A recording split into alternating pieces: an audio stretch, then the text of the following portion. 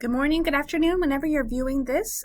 We are into the next week of material, if you can believe it, and we're going to be talking about food and beverage. And what I have on the screen for you is a typical or template of a food and beverage organizational structure. And so you see a food and beverage director there at the top, and then from left to right, you have the culinary division, which could include positions such as executive chef, sous chef, chief steward. The term steward, a lot of times people ask me, this is the individual that oversees all of the dishwashers and associates that work in the cleaning of the kitchens and the sanitizing, which is a very important part of any food and beverage operation. The next two in the middle, event operations and event planning, they go hand in hand. Event operations would have a title such as banquet manager, and they would be overseeing any of the functions that are happening in meeting space in a hotel. And they get most of their information from the event planning team, which is the next over on the right, which could be an event manager, a catering manager, something like that. It's the person who gets all of the information from the client or the meeting planner of the organization and provides it not only to the event operations team or the banquet team, but the rest of the hotel, so everyone knows what's going to be happening in that meeting space. And then you have a restaurant manager, which could oversee things like room service, a bar, a coffee shop, a food and beverage dining. Could take a lot of different forms. Now, this is, like I said, a typical hotel. A smaller hotel may not have all of these different individuals, and it might just be one person doing it all if it's a very small operation.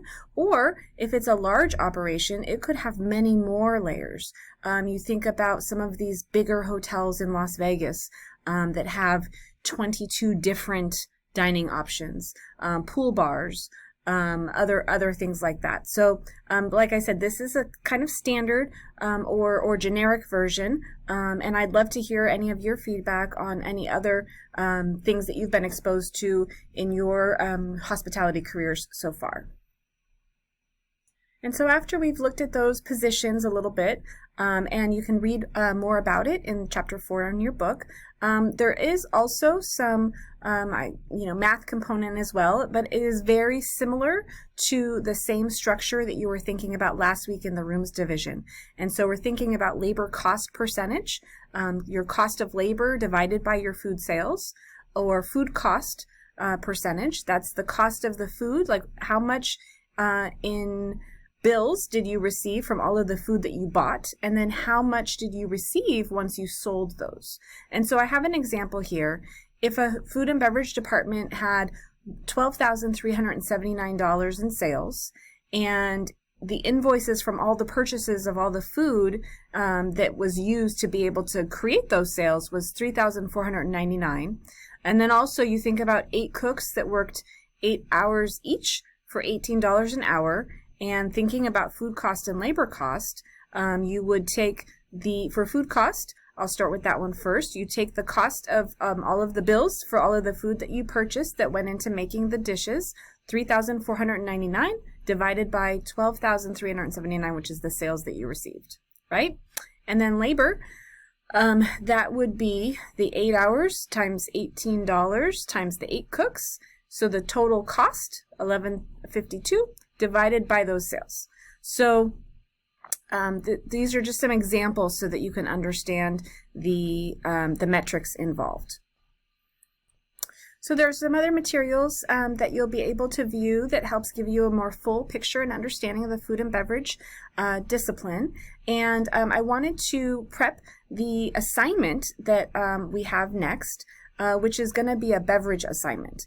And so this is going to be in chapter 5 of your book. It does talk a lot about these particular beverages, but the opportunity that you have is that I've assigned each of you a beverage, and you are to answer the following questions. How is that beverage made?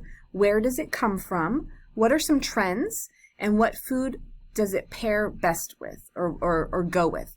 And you can use, like I said, there is material in the book, but you can also do your own independent research if you like. And so when scrolling down lower, you see I have all of your names alphabetically and what type of beverage you've been assigned to. And it goes, you know, all around from wine and sparkling wine to juices to boba, and hopefully everything in between. So if you have any questions on that assignment, please let me know. I would accept any submission. I'm asking if it's possible for you to submit via a video, a PowerPoint, or really however you feel comfortable.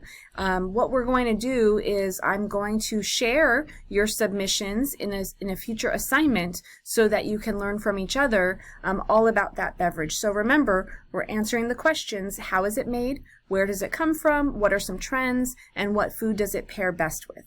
And so I wish you a great week ahead. And if you need anything, don't hesitate to reach out. Thank you.